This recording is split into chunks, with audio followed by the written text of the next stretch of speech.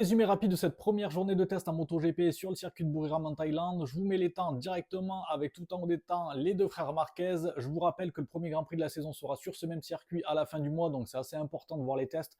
Même si c'est que des tests, ça donne quand même un petit aperçu de ce que peut être le premier Grand Prix de la saison. Les KTM, c'est un peu compliqué parce qu'ils veulent pas trop divulguer d'informations et parler à grand monde, mais ce qu'on peut remarquer, c'est que chez Tech 3, c'est très compliqué pour le Bestia et Maverick Vinales de s'adapter à la moto. Il a juste très compliqué. Chez Aprilia, toujours les mêmes problèmes qu'on a l'habitude, vous savez, en fonction de l'adhérence ou pas du circuit, mais il y a ou pas des problèmes de traction et de freinage, et là c'est ce qui a l'air de toujours dans la continuité, donc cette moto peut marcher mais être très irrégulière.